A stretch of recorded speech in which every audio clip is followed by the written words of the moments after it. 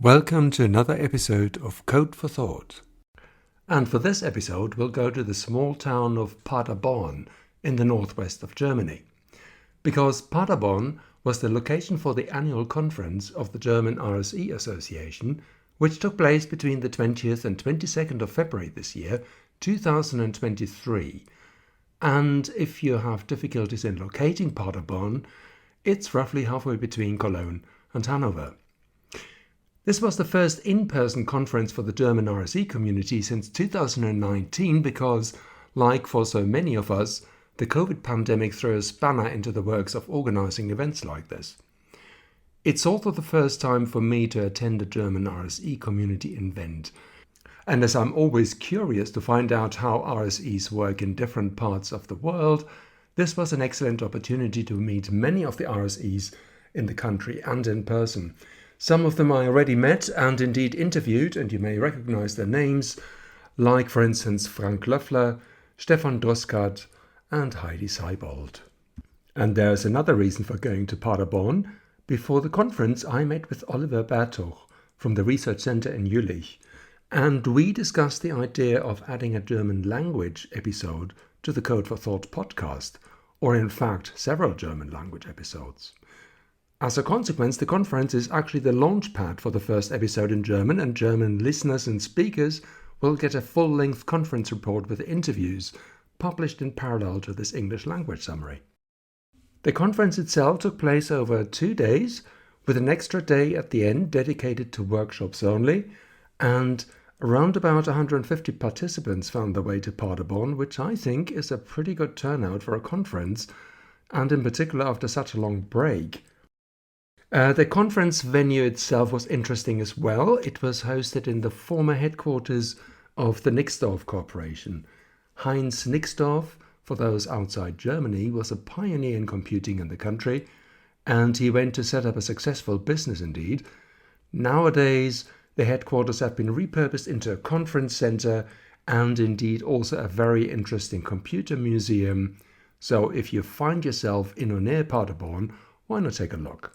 And without further ado, let's start with the conference, which started with Stefan Janosch from the board of the German RSE Association, opening the conference on the first day, followed by the first keynote speaker, Reinhard Keil. He took us briefly through a history of Heinz Nixdorf that I already alluded to, but he also gave a very interesting talk on ergonomics in software engineering. And with that, the conference started in earnest, and what a full program that was. A set of parallel tracks with 1-hour sessions on each day, a poster session, an award ceremony at the end of the first day, and a conference dinner, and as I mentioned before, a day of workshops right at the end. The tracks covered a whole range of different areas, from automation, organization-wide initiatives, to cloud solutions, metadata, architecture, and last but not least, a session on musicology right at the end of the conference program that I'll be talking a little bit about later. I joined the University College London as an RSE just over 3 years ago, but the sheer breadth and width of the areas in which RSEs are engaged never really ceases to amaze me. And I think this is truly a testimony of what we can bring to the table to support and indeed enable science. But with so many parallel sessions, you obviously have to make a choice, and I selected on my first day and the first session to be on organization-wide initiatives. Agile software methodologies have gone mainstream in the industry for a while, so it was interesting to see how they can be applied and are applied in a research software engineering setting. And this was indeed the theme from a talk by Christine Schima-Voigt from the University of Göttingen. She explained how introducing agile practices provided a better structure to deliver projects more reliably, but it also improved the job satisfaction of the team members considerably. So that's certainly a very important plus. In another session, this time on automation, I heard from an engineer from the University of Kiel in the north of the country talking about how backlogs and backlog items can be turned into unit tests. Interesting. And in the same session, we heard a presentation on a team from Potsdam in collaboration with one of the Dutch universities, how they scanned GitHub repositories to extract some interesting metrics. For instance, the use of software licenses. And there's a spoiler alert, because a good third of the repositories they scanned still have no license at all. Which brings me nicely to the talk given by Tobias Schlauch from the German Aerospace Laboratory, who highlighted the need for software license and gave the audience an overview on how that can be done. Listeners of this podcast may indeed remember the first of the bite-sized RSE miniseries on the subject of software licenses and why it's important, and the session in Paderborn are a reminder that you have to reiterate this message over and over again. It does indeed take a long time to change habits, it seems. Going to a conference, of course, isn't only about listening to talks, it also means meeting friends, colleagues and new people, and each hour-long session had a break during which I took the opportunity to catch up with a few of them. So, for instance, Oliver Berto, who I mentioned at the beginning.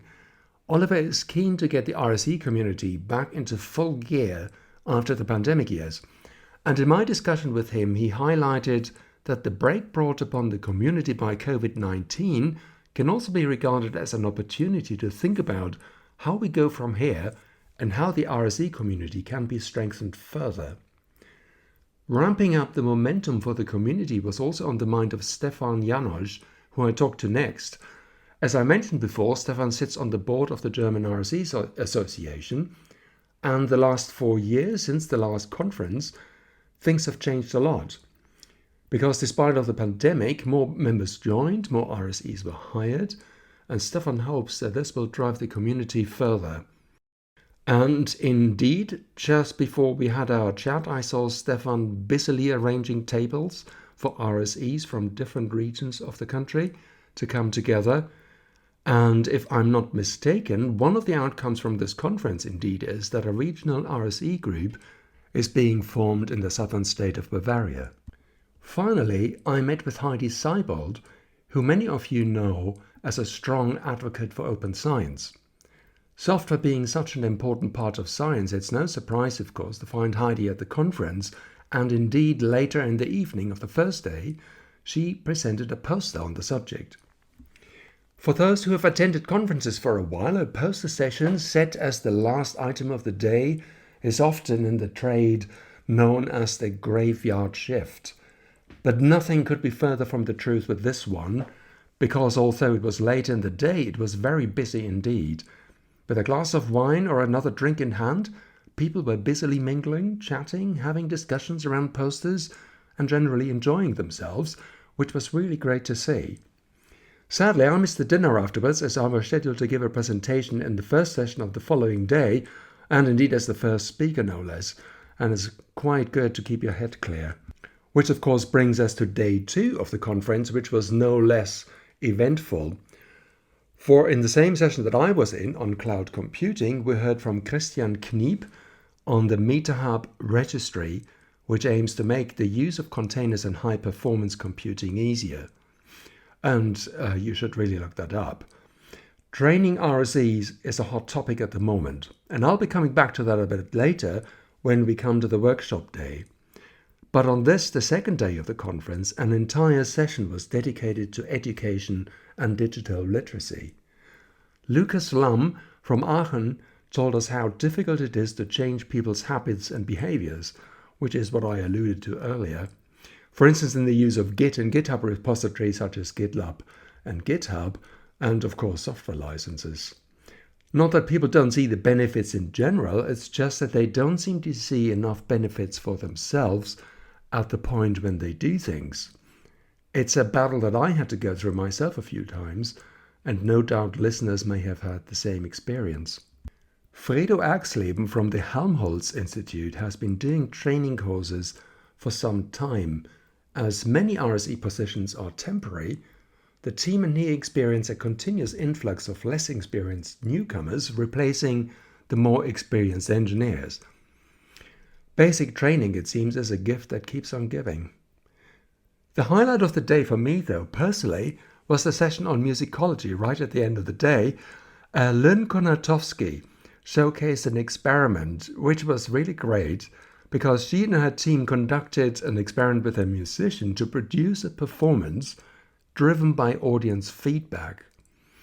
And it kind of involved an actor in an MRI scanner, machine learning components and devices attached to the audience members to get their feedback, which then in turn drove the performance, such as, for instance, the speed at which the music was played. Lynn got the obvious question at the end if we could hear a sample or not, but alas, none was available. Another presentation, if the music of Richard Strauss is your thing, then Lukas Retschmeier from the Technical University of Munich has got you covered.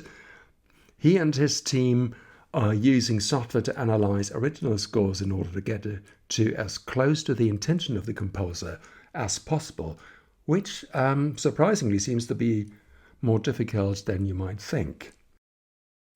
In one of the session intervals, however, I had a very curious experience that I'd like to share. One of the conference participants, whom I didn't know, approached me and asked, "Are RSEs less interested in software architecture, design patterns, and the more advanced topics of software engineering?" And why did I ask him? Well, he thought that it was actually underrepresented at the conference.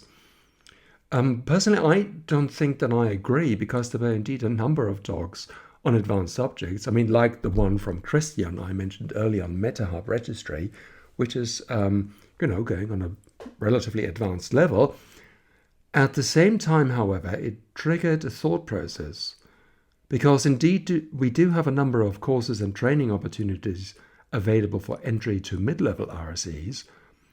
There may be one in your institution, for instance, and like what Fredo Ergsleben from Helmholtz mentioned in his talk earlier on the second day, and of course we also have the code refineries and carpentries. At the same time, though, there's a growing need for experienced engineers in areas such as high-performance computing, data science and analysis, and other areas. And with not enough skilled personnel around, what training opportunities can we offer aspiring RSEs to train up? And it is indeed a question that has become a hot topic. And so in that respect, I think the guy had a good point. In the UK, for instance, there's a whole project that was started recently called Universe HPC to address this issue. And at the conference in Paderborn, a workshop was organized to bring people together and gather ideas how we can fill this gap. Heidi Seibold, who I mentioned before, kicked off the workshop, and she gave us a concise run through the current situation, emphasizing again the need and the growing need for more advanced training. And this was seconded by representatives from the code refinery and the carpentries. With this workshop having been well attended, a lot of interesting ideas came up, and for me and for others, no doubt, it will be interesting to see how these ideas will translate into future training opportunities. And with that, we're close to the end of this conference, but before I close, I wanted to highlight another workshop, and that was on establishing RSEs in Germany. The association, its members and interested parties are working on a position and strategy paper to help promote and strengthen the case for better funding of research software engineers. For in my various conversations, it appears that many, if not most, RSE positions are still temporary. However, my understanding is also that it is gradually changing and more permanent positions may be opening up in future. And this may indeed be largely driven by the big research organizations in Germany, such as the Helmholtz Institute, Max Planck, Fraunhofer Institute and others. But it's also driven by a vibrant and active community, as we know, in countries such as the UK. And my impression from this conference was that the German RSE community is indeed a very active one. And I think there was really a buzz and energy in Paderborn that I'm sure will move the RSE community further. I recall what Stefan Janos said to me when I asked him, when I talked to him earlier.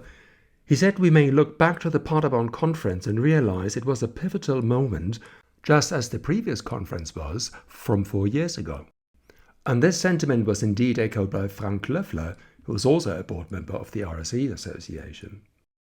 Frank also assured us that there will be an in-person conference for the German RSE community again next year in 2024. But if you don't want to wait for that long, why not book yourself into the unconference session, which will happen in the East German city of Jena in September 2023. And finally, a shout out to all the organizers and volunteers who made this conference possible and turned it really into a great event. A big thank you to all of you. You really did a great job. And personally, I was very pleased to see Claire Wyatt amongst the organizers. Claire, the former community manager of the UK RSE Society, is now busily promoting and working for the community in Germany at the research center in Jülich. It was really great to see Claire again. For those of you who want to catch up with the papers and presentations, you will find them at the DE RSE Zenodo link provided in the episode notes. And with that, goodbye.